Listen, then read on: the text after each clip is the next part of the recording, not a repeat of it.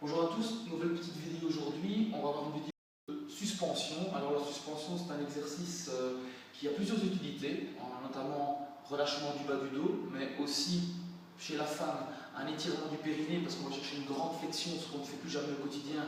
Ça va travailler l'élasticité du périnée. Et en même temps, la suspension va permettre de débloquer le diaphragme. Lorsque vous allez expirer, le diaphragme va bien remonter et ça va renforcer en même temps les abdos profonds, notamment le transverse et les obliques. Je vais montrer un petit peu comment se placer sur l'espalier pour la suspension. On se met tout près de l'espalier et on met les mains au niveau des épaules.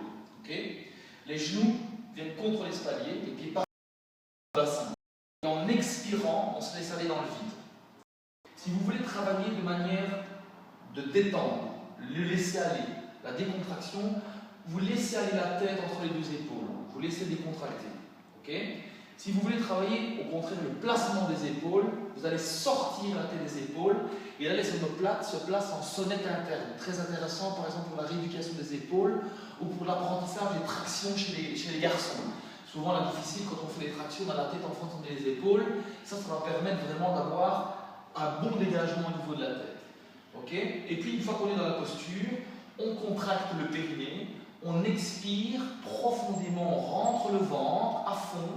Et puis on laisse respirer. On relâche le périnée, on relâche l'abdomen. Et on reprend, on contracte son périnée, on expire, on vide le ventre rentre, il rentre très fort, il remonte, donc c'est bien tonique pour le transverse. Et à l'inspiration, on relâche. Okay. L'étape limitante, ce sont les mains. Quand on n'a pas l'habitude, on a du mal de tenir au niveau des mains, on tétanise un petit peu. Avec le temps, vous allez prendre l'habitude de tenir longtemps. Alors l'idéal, c'est de faire 3-4 phases d'une dizaine de bonnes respirations en expirant très fort, et c'est suffisant. Et vous allez voir, avec le temps, vous pourrez durer plus longtemps dans vos phases que les mains vont tenir. Donc, je répète, l'utilité, c'est la décontraction du dos, l'étirement et le renforcement du périnée, l'étirement et le renforcement du transverse de l'abdomen, du diaphragme, et en même temps, on peut travailler la position sonnette interne des épaules. Exercice passe-partout, très simple. Si vous n'avez pas d'espalier dans votre salle, vous pouvez le faire à une barre guidée aussi, suspension à une barre guidée, et à la maison, vous pouvez mettre un essuie au-dessus de la porte et vous pendre un essuie qui tient au-dessus de la porte. Ça fait le même effet. Ok?